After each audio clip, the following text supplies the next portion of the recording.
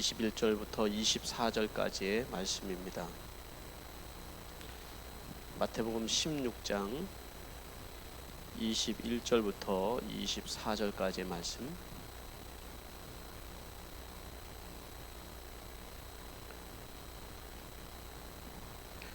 다 찾으신 줄 알고 제가 여러분들을 대신하여서 봉독하여 드리도록 하겠습니다.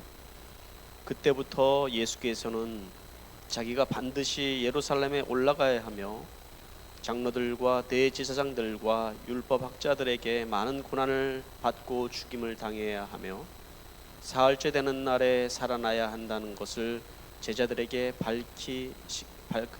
밝히기 시작하셨다. 이에 베드로가 예수를 따로 붙들고 주님, 안 됩니다. 절대로 이런 일이 주님께 일어나서는 안 됩니다. 하고 말하면서 주님께 대들었다. 그러나 예수께서는 돌아서서 베드로에게 말씀하셨다. 사단아, 내 뒤로 물러가라. 너는 나에게 걸림돌이다. 너는 하나님의 일을 생각하지 않고 사람의 일만 생각하는구나. 그때 예수께서는 제자들에게 말씀하셨다. 누구든지 나를 따라오려거든 자기를 부인하고 제 십자가를 지고 나를 따라오너라. 아멘. 저는 오늘 3부 ANW에서 설교를 하게 되고요. 오늘 말씀은 우리 윤영욱 목사님께서 1부와 2부 말씀 전해 주시겠습니다. 나올 때 우리 환영해 주시기 바랍니다.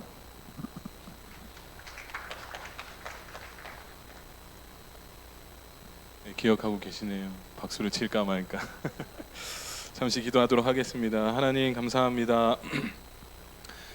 오랜 시간 동안 비가 내리고 있습니다. 하나님, 이 비 때문에 저희들의 마음이 어두워지지 아니하게 하시고 이 비를 바라보며 성령님의 단비를 구하는 저희들의 성도들 마음 될 수 있도록 허락하여 주시옵소서. 코로나로 인해서 그리고 전쟁으로 인하여 많은 어려움을 겪고 있는 주님의 백성들이 있습니다.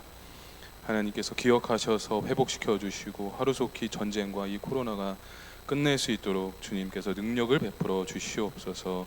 감사드리며 예수님의 이름으로 기도드렸습니다. 아멘. 아멘. 네, 반갑습니다. 네, 옆에 있는 분들과 인사 안 하셨죠? 네, 사랑하고 축복합니다. 인사하도록 하겠습니다. 네, 사랑하고 축복합니다. 감사합니다. 네. 뒤에서 예배를 드리는데 이렇게 뒷모습만 봐도 마음이 무거워 보이신다는 생각이 들어서 오늘은 이렇게 인사부터 시작을 해봤습니다. 오늘 마태복음 16장 21절부터 24절 말씀을 제목으로 좀 무거운 제목을 붙여봤습니다. 죽어야 내가 산다라는 말씀을 여러분들과 나누도록 하겠습니다. 한번 따라해 볼까요? 죽어야 내가 산다. 네, 믿으십니까? 네, 그렇게 살고 계시나요? 네, 바로 아멘이 나오지 않는군요. 네. 지난주 말씀 혹시 기억하고 계시죠? 지난주 말씀을 여러분들의 삶에 적용하면서 그 적용하는 삶 가운데에 하나님을 경험하셨으면 좋겠는데 그런 경험을 많이 하셨는지 궁금합니다. 지난주에 우리는 사도행전 19장 21절부터 30절 말씀을 가지고 신앙과 이익이 충돌할 때라는 제목의 메시지를 들었습니다. 여러분들이 다시 한번 말씀을 읽어보시면 좋을 것 같고요. 그리고 지나간 말씀이라도 다시 한번 묵상해 보셨으면 좋겠습니다. 사도행전 19장 21절부터 30절 말씀은 에베소에서 일어난 소동에 대해서 말하고 있었거든요. 바울은 에베소에서 하나님의 복음을 전하고 있었습니다. 그런데 이 복음 때문에 에베소에서 아데미 여신을 섬기던 자들이 자신들의 생계가 이제 위협을 받자 그들이 군중의 심리를 움직여서 온 도시를 큰 혼란에 빠지게 한 사건이었습니다. 아데미 여신 때문에 먹고 살 수 있었던 이제 사람들은 흥분해서 바울의 일행 중에 마케도니아 사람 가이오와 아리스다고를 붙잡았고 금방이라도 죽일 것으로 덤벼들었던 것이죠. 에베소에서 일어났던 소동은 이유는 아주 간단했습니다. 그것은 바울이 전한 복음 때문에 그렇다는 거죠. 하나님의 도 그리고 예수 그리스도의 십자가.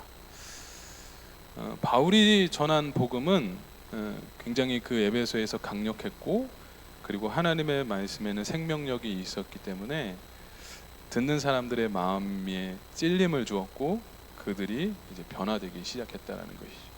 그래서 많은 사람들은 예수님을 믿게 되었고 아데미 여신을 이제 배교 떠나게 되었다라는 것입니다. 아데미 여신을 믿고 따랐던 많은 사람들이 배교하자 신전 앞에서 기념품 가게를 운영하던 상인들이 장사가 안 되니까 자신들의 생계가 위협받자 소동을 일으켰던 거죠. 그게 소동의 이유였던 거예요. 자기 먹고 살 게 이제 없어지게 생겼습니다 말입니다. 지난주 우리는 이 소동에 대해서 바울의 태도에 우리가 주목했던 기억이 있습니다. 이 소동을 대하는 바울의 태도는 어땠을까? 자신들의 생계가 위협받는 군중들은 하나님의 복음을 전한 바울을 금방이라도 죽이고 싶었을 것입니다. 상식적으로 바울은 사람들에게 잡히기 전에 빨리 도망가야 되는 게 정상이거든요.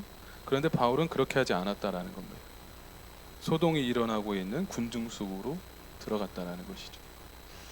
그런데 바울은 사람들에게 잡히면 자신이 어떻게 될지 뻔히 알았을 텐데 왜 군중 속으로 들어가려 했을까? 이걸 우리가 한번 질문할 필요가 있다고 생각합니다. 왜 들어갔을까? 그것은 이 소동이 해결되기 위해서는 자신을 내려놓아야 한다라는 것을 바울은 알았기 때문에 그랬던 거죠. 그래서 그 성나 있는 군중 속으로 들어갔던 것입니다. 만약 바울이 제자들이 말한 것처럼 그곳에 들어가지 말라 말했을 때에 그곳을 가지 않고 그 에베소를 떠났다면 여러분도 어떻게 되었을까 한번 생각해 보셨으면 좋겠어요. 아마 바울이 전한 복음은 거짓 복음이 되었을 겁니다. 아마 바울의 모습을 보고 변화된 사람들은 아마 큰 시험을 당했을지도 모릅니다. 그런데 그 소동이 일어나고 있는 가운데 소동 안으로 들어가는 바울의 심정은 여러분 어땠을 것 같으신가요? 말씀에는 기록되어 있지 않은데요. 아마 바울의 내면 가운데에는 아마 생각들이 엄청 복잡하게 들지 않았을까라고 저는 상상해 봤습니다. 왜 그런 상상을 하게 됐냐면 사도행전 19장 21절에 보면요. 바울이 그 복음을 전하기 위해서 로마에 정말 가고 싶어 했더라고요. 근데 로마에 가보지도 못하고 잡히면 죽게 되었다라는 거예요. 아마 그 순간에 바울이 생각하지 않았을까요? 어떻게 하면 좋지? 그냥 제자들의 말을 듣고 이곳을 피하는 게 맞을까? 아니면 이 소동을 해결할 수 있는 방법은 하나님의 능력과 내가 그곳에 들어가야만 해결할 수 있을 텐데 난 어떻게 하면 좋을지? 라는 생각을 하지 않았을까요? 제가 바울이었다면 그런 생각을 해봤을 거라는 생각을 해봤다는 것입니다. 아마 바울의 내면 속에서도 에베소에 있었던 소동만큼 엄청난 그 소동들이 일어나고 있었고 그것과 씨름하고 있지 않았을까라는 것입니다. 그러면서 지난주 설교 시간에 목사님께서 이런 질문을 하셨어요. 뭐냐면 소동이, 혼란이 내 안에 일어날 때 나는 어떻게 하는가라는 질문이었어요. 기억나시죠? 아마 목장 모임에서도 이 마음을 가지고 많이 나누어 주셨을 거라고 생각합니다. 그때 뭐라고 말씀하셨냐면 내가 죽어야 한다라는 것이었어요. 내가 죽어야 한다. 저는 설교를 듣고 난 후에 일주일 내내 내가 죽는다라는 것이 구체적으로 무엇일까 고민하기 시작했어요. 내가 죽는다는 게 뭐지? 머리로는 알고 있는데 이게 말이나 행동이 안 된다라는 거죠. 그래서 내가 죽는다는 게 뭘까? 내가 죽으려면 어떻게 해야 하는지 정말 많이 생각을 해보게 되었다는 것입니다. 내 안에 복음 때문에 예수 그리스도가 원하시는 주님이 기뻐하시는 삶을 살기 위해서 살아야 되는 그런 마음과 세상이 주는 유혹 가운데 생기는 그 마음이 충돌할 때가 우리 가운데 얼마나 많이 있냐라는 거죠. 하나님이 하지 말라고 하면 하지 않아야 되는데 하고 싶은 우리들의 자아의 마음이 생겼을 때 우리는 어떻게 하고 있냐라는 것입니다. 내가 가지고 있는 가치들이나 하나님 나라의 가치들에 충돌하면 충돌해서 혼란스러울 때 나는 어떻게 하고 있지라는 것을 고민해 봤어요. 그리고 나는 무엇을 선택하며 살고 있지라는 질문을 계속해서 던지면서 이번 한 주 동안 살았던 것 같습니다. 지난 한 주 동안 살았던 것 같아요. 그러면서 하나님이 떠오르게 하신 말씀이 오늘 본문에 나와 있는 자기를 부인하고였어요. 자기를 부인하고. 그냥 고민하는 순간 이 단어가 정말 주마등 같은 글씨처럼, 네온 사인에 비친 글씨처럼 빵빵빵빵 이렇게 뜨더라고요. 자기를 부인하고. 본문 말씀 마태복음 16장 24절 말씀을 다시 한번 보셨으면 좋겠습니다. 기록된 말씀은 그때 예수께서는 제자들에게 말씀하셨다. 누구든지 나를 따라오려거든 자기를 부인하고 제 십자가를 지고 나를 따라오너라 라고 말입니다. 여러분, 자기를 부인한다라는 말이 무슨 뜻인지 아시죠? 그리고 자기를 부인하는 삶은 또 어떤 삶을 말하는 것일까요? 저는 오늘 이 부분을 여러분들과 함께 나누고 싶어서 지난주 말씀을 다시 한번 전했던 겁니다. 먼저 예수님께서 제자들에게 누구든지 나를 따라오려든 자기를 부인하고 제 십자가를 지고 나를 따라오너라 라고 말씀하신 배경에 대해 알면은 훨씬 자기 부인이 무슨 뜻인지 이해하기 쉬워질 것이라고 생각이 들었습니다. 마태복음 16장 13절 이하에 보면은 오늘 여러분들과 함께 읽진 않았지만 예수님이 제자들과 함께 빌립보의 가이사랴 지방에 이르렀을 때 예수님이 제자들과 대화하는 말씀이 나와 있어요. 거기 13절에 보면은 예수님이 제자들에게 사람들이 나를 누구라 하고 묻는 장면이 나옵니다. 그리고 15절에 제자들에게 너희는 그럼 나를 누구나 하느냐라고 물어보고 계세요. 그때 베드로가 그 유명한 신앙 고백을 드리지 않습니까? 16절에 뭐라고 대답합니까? 주는 그리스도시요 살아계신 하나님의 아들이십니다 라고 유명한 신앙의 고백을 하나님께, 예수님께 고백합니다. 예수님은 베드로의 고백을 듣고 굉장히 기뻐하시면서 그를 칭찬하기 시작하셨어요. 뭐라고 칭찬하시냐면 17절 말씀에 시몬 바요나야 너는 복이 있다. 너에게 이것을 알려주신 분은 사람이 아니라 하늘에 계신 나의 아버지이시다 라고 말입니다.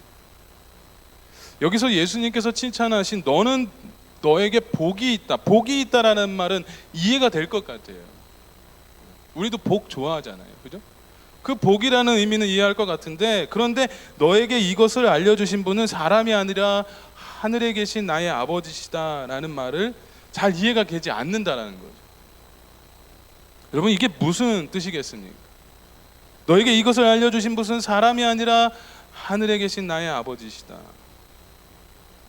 예수님은 베드로의 신앙 고백이 그의 생각만으로 해서 나올 수 있는 고백이 아니라는 것을 알았던 거예요. 생각만으로 나온 고백이 아니라는 것을 예수님이 알았다라는 것입니다. 여러분들은 예수님을 믿으십니까? 아멘이시죠? 그러면 그 믿음은 어떻게 갖게 되셨습니까? 그 믿음을 어떻게 갖게 되셨죠? 많은 사람들은요, 믿음을 내가 스스로 갖고 싶어서 얻어진 것이라고 생각을 하고 살고 있습니다.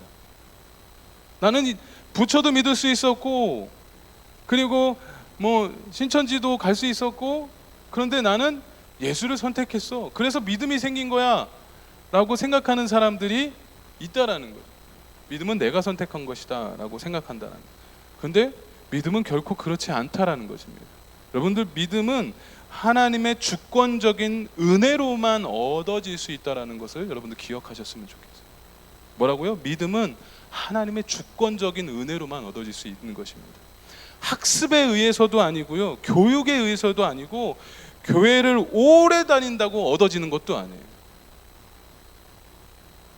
우리들의 신앙 고백, 사랑의 나의 하나님, 구원의 나의 주, 나를 어느 곳에나 보호하시는 하나님, 이런 신앙 고백은요, 하나님의 베풀어 주신 은혜를 깨닫지 못하고는, 그리고 경험하지 않고서는 우리의 입으로 고백할 수도 말할 수도 없는 것이 믿음이라는 거예요. 예수님은 하나님이 깨닫게 하시고 베드로에게 베풀어 주신 은혜가 큰 자임을 기뻐했고 칭찬했던 것이에요. 그것은 사람에게서 한 것이 아니라 하나님에게서 났다는 그 칭찬을 말이에요. 그러면서 이어서 예수님은 27절에서 제자들에게 자신의 사명을 말씀해 주십니다. 예수님의 사명은 자신은 반드시 예루살렘에 올라갈 것이고, 그리고 그곳에서 고난을 받아 죽임을 당할 것이고, 사흘째 되는 날에 살아나야 한다라는 것을 제자들에게 알려주셨다는 거예요. 이 말을 들은 베드로는 예수님을 붙잡고 말합니다. 소동을 일으킨 거예요. 소동. 22절에 어떤 소동을 일으킵니까? 주님, 안 됩니다. 절대로 이런 일이 주님께 일어나서는 안 됩니다 라고 대들었다고 얘기하고 있어요. 그냥 말한 것이 아니라 자신의 감정을 섞어 대든 거예요. 베드로의 심정은 충분히 공감할 수 있을 것 같습니다. 자신의 스승 되신 예수님께서 고난받고 십자가에 달려 죽으신다고 하는데 어떤 제자가 가만히 듣고만 있을 수 있겠냐는 거죠. 특히 베드로의 성격을 보면 우리가 짐작할 수 있지 않냐. 베드로는요, 성격이 굉장히 사나웠어요. 예수님이 잡혀가셨을 때 그 병사의 귀를 잘라버렸잖아요. 그죠? 베드로의 성격은 매우 사납고 그리고 굉장히 급한 베드로였다는 것입니다. 이에 예수님은 베드로에게 아주 심한 말을 하십니다. 23절에서 사탄아, 내 뒤로 물러가라. 너는 나에게 걸림돌이다. 너는 하나님의 일을 생각하지 않고 사람의 일만 생각하는구나 라고 말씀하신다. 이 말씀 후에 예수님의 제자가 되기 위한 삶은 어떠해야 되는지 말씀해 주신 거예요. 누구든지 나를 따라오려거든 자기를 부인하고 십자가를 지고 나를 따라와야 한다라고 오늘 24절에서 말씀하고 있다는 거예요. 이 말씀의 배경을 좀 이해가 되셨어요? 왜 자기를 부인하고 날마다 제 십자가를 지고 따라야 되는 것이 제자의 삶인지 이해가 되셨습니까? 성도의 삶인지 이해가 되셨나요? 왜 예수님이 자기를 부인해야 한다라고 말씀하셨을까? 저는 여러분께 오늘 예수님께서 말씀하신 자기를 부인하고의 의미 속에는 두 가지 의미가 있다라고 말씀드리고 싶어서 그렇습니다. 첫 번째 자기를 부인하고의 의미는 자기의 생각과 자신의 생각과 자기 중심적인 태도를 버리라는 거예요.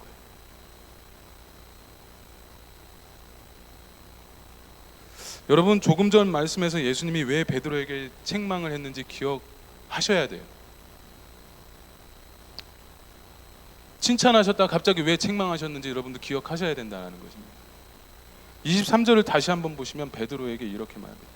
하나님의 일을 생각하지 않고 사람의 일을 먼저 생각해서 그런 것이거든요. 베드로는 예수님이 이 땅에 오신 이유, 그리고 예수님을 향한 하나님의 뜻을 알지도 못하며 그저 자신 곁에 계신 주님이 좋으니까, 함께하고 싶으니까 인간된 마음, 제자된 마음으로 먼저 자신의 말이 나온 거예요. 자기 말이 나온 겁니다. 주님, 안 됩니다. 절대로 이런 일이 일어나서는 안 됩니다 라고 말해요. 그것이 베드로가 생각하는 정의였던 것 같아요. 의로운 행동이었던 것 같습니다. 여러분, 자기 부인의 삶은요, 생각하지 않는 삶인 것 같아요. 생각하지 않는 삶. 목사님, 어떻게 생각하지 않고 우리가 살 수 있습니까? 물론 생각하셔야 되죠. 그런데 그 생각의 주체가 누구냐가 너무나 중요하다는 것이. 우리는 어떤 생각을 하지 말아야 될까요? 내 중심적인 생각. 그리고 나만의 이기적인 생각, 탐심의 생각을 버리는 삶이 자기 부인의 삶이라는 거예요. 그리고 그 자리에 하나님의 뜻을 생각하는 것, 그리고 구하는 삶이 되어야 된다는 것입니다. 그런데 어떻죠? 세상에 수많은 사람들이, 그리고 수많은 성도들이 이렇게 살지 못하고 안 된다는 거예요. 나 중심적인 태도와 생각, 그리고 계획에서 벗어나지 못하고 있다는 겁니다. 왜일까요? 교회에서 설교 가운데 매일같이 자기 부인, 십자가, 그리고 하나님의 뜻을 구하는 삶, 기도하는 삶, 말씀 중심의 삶을 수십 번, 수천 번, 수만 번을 들어도 왜 우리는 그렇게 살지 못할까? 아직 내 삶의 주인은 나이기 때문에 그래요. 나를 더 소중하게 생각하고 나를 더 많이 사랑하기 때문에 그런 거라는 거죠. 내 생각이 다른 사람의 생각보다 옳다라는 그 생각을 꺾을 수 없어서 그렇다라는 거예요. 그리고 나의 바운더리 안에 있는 모든 것이 다른 것보다 소중하기 때문에 지키고 싶은 거예요. 베드로도 이와 같았던 거예요. 그의 몸은 주님을 따르고 있었고, 그리고 주님이 가는 곳에 그도 함께 있었지만 그의 내면은 자기 중심의 생각을 버리지 못하고 있었던 거예요. 그래서 예수님께 자신의 생각을 들고 대들었던 거예요. 절대로 이런 일이 일어나서는 안 된다라고 말입니다. 이것은 하나님의 뜻이 아니었거든요.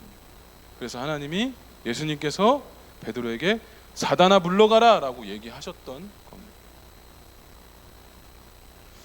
여러분, 우리는 날마다 순간순간마다 자기중심적인 태도를 버리려고 해야 될 것입니다. 이것이 자기를 부인하고 내가 죽는 삶인 거예요. 제가 지난주 설교를 듣고 내가 죽는다는 것이 무엇일까 생각한 이유가 이것 때문에 그렇거든요.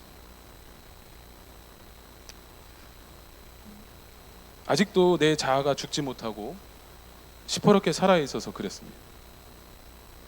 어떤 일에 이제 제 자신을 보면서 어떤 일에 쉽게 분노하는 모습, 그리고 내면 가운데 누가 다른 이유에서 만든 것이 아니라 내가 내 내면에서 소동을 일으키고 있거든요.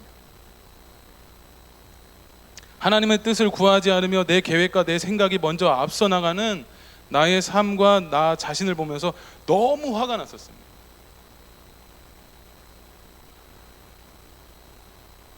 여러분들, 내가 주인 되지 않는 삶을 신천하는 방법은 굉장히 쉽더라고요. 내가 잘못하면요, 내가 잘못한 것이 있으면 그냥 미안하다, 죄송합니다 하면은 끝납니다. 근데 사람들은 그걸 못해요. 왜? 내 자아가 시퍼렇게 살아있기 때문에 그렇다는 거죠.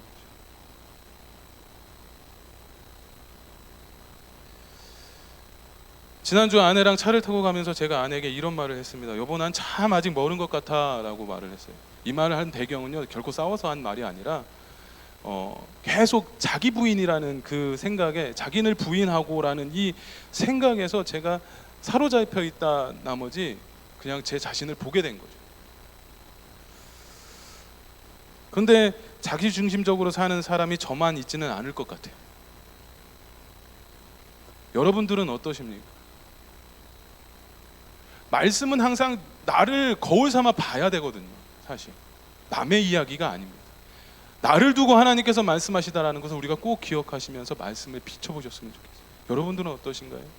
내 중심적인 태도, 내 중심적인 마음, 내 중심적인 생각에서 나오는 말들, 내 중심적인 해석을 하고 계시지는 않나요?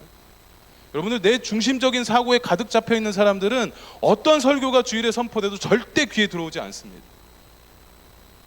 하나님의 말씀을 생각하지 않아요. 하나님 앞에 기도 열심히 해놓고 결론은 내 마음대로 할 거야 라는 것이 우리들의 마음 아니냐. 성령님께서 분명히 말씀하셨는데도 불구하고, 성령님께서 분명히 감동을 주셨음에도 불구하고 내 상황과 처지를 바라보며 끝내 결론은 내 마음대로 할 거야.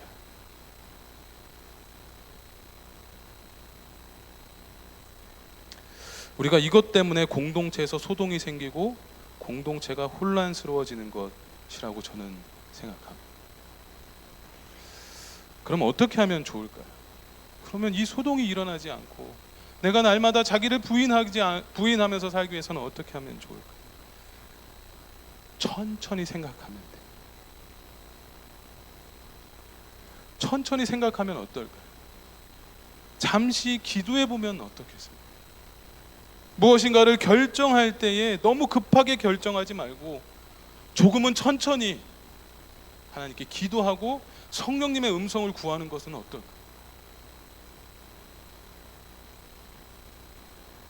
여러분, 나 자신을 부인한다라는 것은 나의 굳어진 마음, 내 생각의 틀을 내려놓는 거거든요. 우리들 마음속에 내 생각들이 많으면 하나님의 개입하실 틈이 생기지 않는다는 것을 기억하셔야 돼요.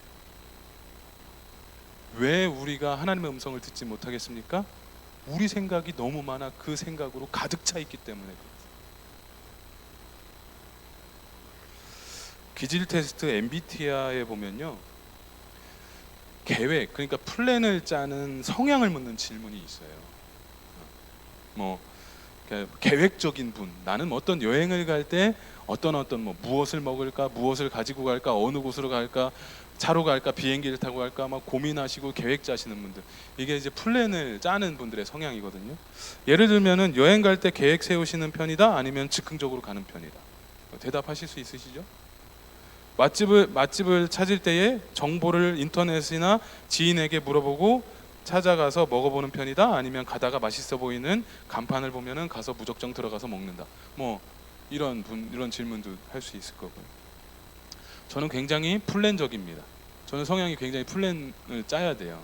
그냥 즉흥적으로 하는 게 그닥 많지 않습니다. 많이 생각하고 고민하고, 그리고 이렇게 하면은 뭐 플랜 A, 플랜 B, 플랜 C까지. 담임 목사님한테 어떤 것을 보고 드릴 때 이렇게 의견을 물어볼 때에도 A향, B향, C향 3개를 올려드리고 목사님이 선택하실 수 있게 해드리는 그런 성격이거든요. 플랜을 세우는 이유는 간단합니다. 왜 그러냐면 질서 있게 무엇을 준비한다는 건 좋잖아요. 실패한 확률도 굉장히 떨어지고, 그리고 실수도 줄일 수 있고, 견고하게 준비해서, 그리고 내가 어떤 것을 이루어질 때 가능성을 높이기 위해 플랜을 짠다는 것이죠. 그런데요, 저는 하나님께 구하지 않은 플랜은 모래 위에 쌓는 집과 같이 무너질 수 있다라고 오늘은 말씀드리고 싶습니다. 왜냐하면 우리를 향한 하나님의 계획하심이 있기 때문에 그렇잖아요. 하나님께서 우리를 막 지으시지 않았거든요. 한 사람 한 사람의 삶 가운데 계획하심을 다 두고 창조하신 분이 하나님이시라는 거예요. 그래서 우리는 우리를 향한 계획을 알고 계신 주님께 물어봐야 된다. 그게 기도 아니겠습니까? 물어보지도 않고 내 맘대로 하는 것이, 그게 어찌 피조물된 우리의 모습이 돼야 되겠습니까?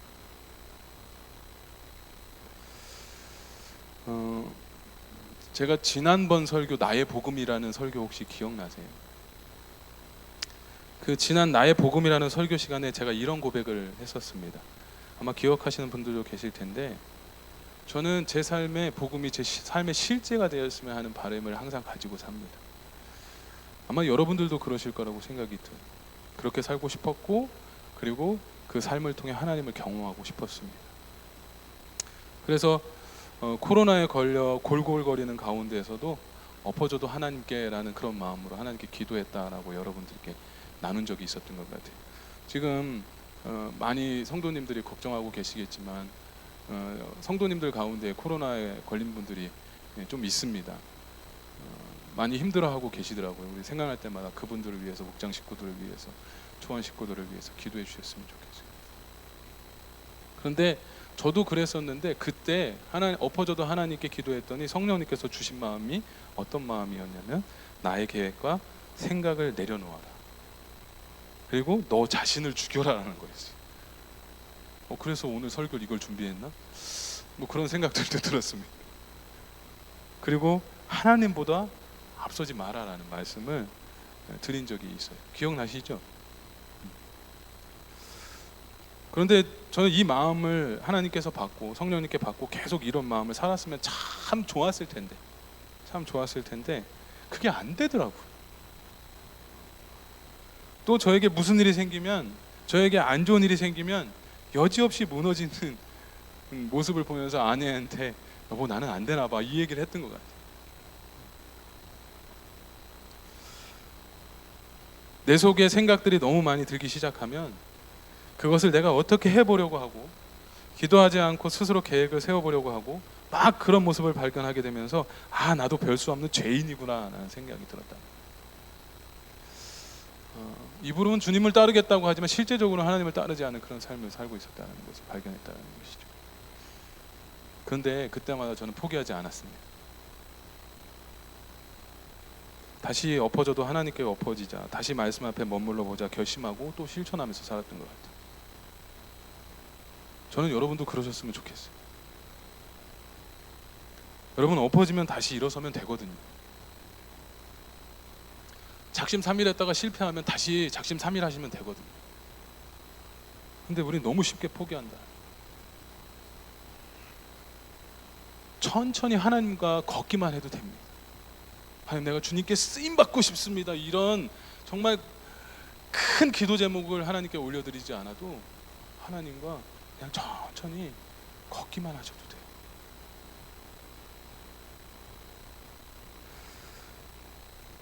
내 중심적인 태도와 생각이 다시 올라오면 그 순간 그때부터 하나님을 찾으면 됩니다. 이것이 십자가의 은혜이거든요. 우리를 구원하신 하나님의 은혜이고 자기를 부인하고는 내 중심적인 태도를 내려놓는 것입니다. 두 번째로 자기를 부인하고라는 의미는 하나님을 전적으로 의지하는 태도라고 말씀드리고 싶어요. 뭐라고요? 하나님을 전적으로 의지하는 태도가 자기를 부인하고를 삶으로 살아내는 분들의 모습이라는 거예요. 베드로의 고백, 주는 그리스도시요 하나님의 아들이라는 것을 예수님이 칭찬하신 이유가 무엇이었을까요? 베드로가 예수님을 그리스도시요 하나님의 아들심을 믿고 의지하고 있구나라는 것을 칭찬해주고 있었던 거거든요. 하나님을 의지하고 있구나라는 것을 베드로에게 칭찬을 했다라는 거예요. 베드로는 예수님께 한 가지 칭찬을 듣고 한 가지 책망을 받았습니다. 그런데 이 둘을 가만히 보면요, 어떻게 보면은 같은 길을 가고 있는 거예요. 같은 길을 가고 있다가 양 갈래로 벌어지는 겁니다. 먼저 베드로가 칭찬받았던 것은요, 그가 주님을 의지하는 모습을 칭찬하셨어요. 그런데 베드로가 예수님께 책망받은 것도 보면 그가 주님을 의지하지 않고 그의 마음속에 자기 생각으로 판단하는 말을 했기 때문에 그런 거예요. 똑같은 거였어요. 의지하지 않고와 의지하고가 같은 길에서 나왔다가 결국은 내 마음이 나타났던 거예요.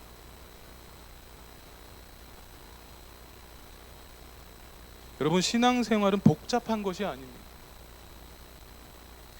우리가 믿음이 좋으냐 그렇지 않냐 점검하는 기준도 굉장히 간단합니다.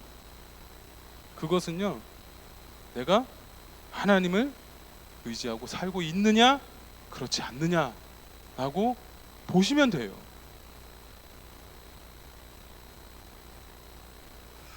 수요 기도회 때 담임 목사님께서 로마서 8장 6절 말씀을 읽어주셨습니다. 육신에 속한 생각은 죽음이고 성령에 속한 생각은 생명과 평화라고 하셨습니다. 그 말씀 선포될 때 전 재빠르게 제 핸드폰에 있는 메모장에다 기록을 했어요. 여러분, 육신에 속한 생각 우리 정말 많이 하고 살지 않습니까? 성공하고 싶다, 나도 권력이 좀 있었으면 좋겠다, 탐심, 탐욕, 이기심, 자존심, 이런 것들은요, 우리들의 영혼을 죽이고 병들게 할 수 있다는 거예요. 하지만 성령에 속한 생각은, 하나님이 주신 생각은 생명과 평화라는 것입니다. 여러분들은 어떤 것을 선택하시겠습니까? 우리가 주님을 의지하며 살 때 비로소 생명을 얻고 내 마음의 평화를 찾아오는 편에 서시겠습니까? 아니면 그래도 내 마음대로 좋은 것을 바라보며 사시겠습니까? 우리가 왜 스트레스 받고 사는 줄 아세요? 여러분들 스트레스 많으시잖아요. 저도 스트레스 많이 받았었습니다. 지금은 많이 회복되고 있습니다. 스트레스를 받는 이유는 육신에 속한 생각으로 가득하기 때문에 그래요. 육신에 속한 걱정이 나를 사로잡고 있기 때문에 그렇다는 거예요. 하나님을 의지하지 않고 걱정부터 하는 삶이 우리들이라는 거예요. 이제 앞으로는 성령을 의지해 보셨으면 좋겠습니다. 우리가 기도할 때 성령께서 우리 마음에 생명과 평화를 주신다고 하셨거든요. 요한복음 10장 10절 말씀에 보면 예수님께서 이 땅에 오신 이유 두 가지를 말씀하십니다. 그 첫 번째는 뭐냐면 우리가 생명을 얻고, 두 번째는 더 넘치게 하기 위해서 오셨다고 하셨어요. 우리가 왜 풍성한 삶을 살지 못할까요? 내 자아가 죽지 못해서 그런 거예요. 내 자아를 매일같이 십자가에 못 박아 보시길 바랍니다. 우리가 그랬을 때에 정말 좁아터진 내 생각이 깨지고 광대하신 하나님의 생각으로 주님께서 덮어주실 줄로 믿습니다. 이제 시선을 나에게서 하나님께로 돌려보셨으면 좋겠어요. 이제 시선을 나에게서 여러분들 주변에 있는 영혼에게 돌려보셨으면 좋겠어요. 그럴 때 주시는 하나님의 은혜, 그럴 때 주시는 하나님의 풍성한 삶, 그것을 모든 분들이 경험하셨으면 좋겠습니다. 하나님의 생각과 능력을 여러분의 생각으로 제한하지 마시길 바랍니다. 하나님은 분명 우리를 더 넘치게 우리에게 더 넘치게 주시기를 원하시지 망하는 길로 인도하지 않는 분이세요. 바라기는 이번 한 주 주님을 부인하는 그런 삶을 저 여러분들 모두 사시길 주님의 이름으로 간절히 축원드리겠습니다. 우리 이 시간에 기도하는 시간 갖기를 원합니다.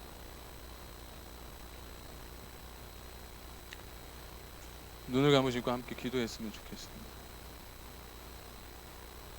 이번 한 주 동안 자기를 부인하는 한 주 되시기를 한번 결단해 보셨으면 좋겠어요. 내 중심적인 태도, 내 중심적인 마음을 이번 한 주만이라도 내려놓고 주님을 의지하며 주님의 인도하심에 순종하며 살기를 기도해 보셨으면 좋겠습니다. 이 시간에 기도할 때 지금 여러분이 선택해야 될 그 무엇이 있으신가요? 지금 결정해야 될 그 무엇인가 있으십니까? 그러면 조금 천천히 하나님께 기도하셨으면 좋겠어요. 지금 내가 계획하고 준비하고 있던 그 무엇을, 내 생각과 계획을 내려놓고 주님의 뜻을 구하는 시간 가져보는 시간 되었으면 좋겠습니다. 주님, 조금은 늦어져도 좋사오니 주님의 뜻을 알게 하여 주시옵소서. 성령님 말씀하여 주시옵소서. 여러분의 각자의 고민과 기도 제목들을 가지고 오늘 말씀을 생각하며 함께 기도하는 시간 가졌으면 좋겠습니다. 기도하겠습니다. 아버지 하나님, 이 시간에 우리 사랑하는 성도님들이 가지고 계신 수많은 문제들과 선택지에서 우리가 고민하고 있는 것들이 있다면 하나님, 이 시간에 조금은 내려놓고 하나님의 뜻을 구하는 그런 우리 사랑하는 성도님 되게 하여 주시옵소서. 내 마음의 소동들, 내 마음의 혼란스러운 것들은 내 자아를 보지 아니하고 내 욕심을 하나님 판단하지 아니하고 하나님 뜻을 거슬러 내 마음이 먼저 앞서가는 그런 하나님 모습이 참으로 많이 있을 겁니다. 나를 스스로 부인하는 삶을 살게 하시옵소서. 오직 십자가의 은혜를 먼저 구하는 우리 사랑하는 성도님들 모두 되게 하여 주시옵소서. 우리 이 시간에 말씀을 생각하면서 이 찬양 함께 고백하였으면 좋겠습니다. 오늘 이곳에 계신 성령님을 구하며 함께 찬양하도록 하겠습니다.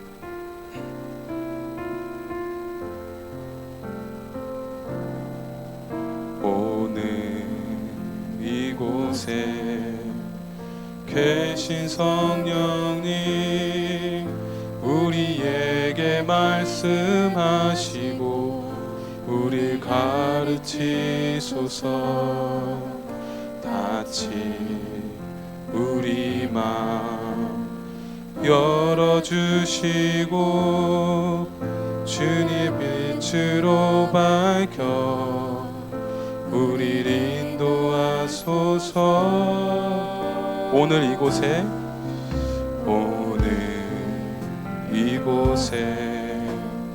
계신 성령님, 우리에게 말씀하시고 우리 가르치소서. 다시 우리 마음 열어주시고 주의 빛으로 밝혀 우리를 인도하소서. 주님보다 앞서지 않고 겸손하게 주님의 말씀 기다리리. 주님 손에 우릴 드립니다. 사랑으로 인도하소서. 오늘 이곳에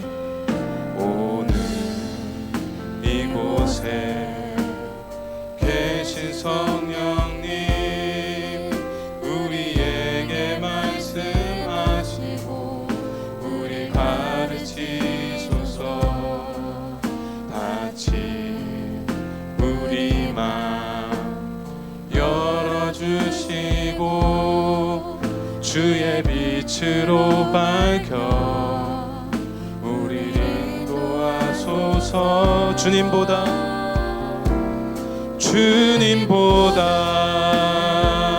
앞서지 않고 겸손하게 주님의 말씀 기다리니 주님 손에 우리 드립니다. 사랑으로 인도하소서. 주님보다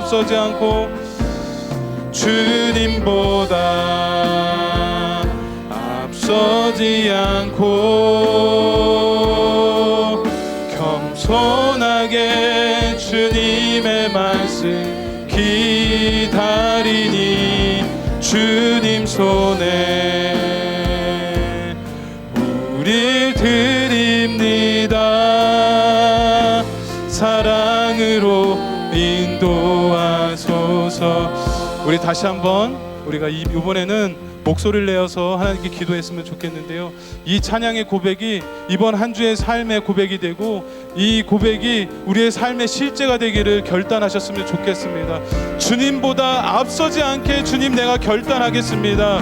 하나님, 내가 매일같이 십자가의 은혜를 붙들고 하나님만 바라보며 하나님의 뜻을 먼저 구하는 그런 삶을 결단합니다. 주님, 나를 인도하여 주시옵소서. 우리 시간에 하나님께 기도하면서 나아가겠습니다. 오 주님, 하나님, 이 찬양의 고백이 나의 고백이 되게 하시옵소서. 하나님, 이 고백이 나의 실제가 되게 하여 주시옵소서. 주님보다 내 생각이 앞서 나가지 아니하게 하여 주시고, 하나님 아버지, 날마다 나를 부인하며 살아갈 수 있는 그 십자가의 은혜만을 바라보며 살아갈 수 있는 우리 사랑하는 성도님들 모두 될 수 있도록 허락하여 주시옵소서. 하나님의 삶 가운데서 경험되는 놀라운 은혜를 우리 사랑하는 모든 성도님들 하나님 일주일 삶에서 하나님 능력으로 나타나게 하여 주시옵소서.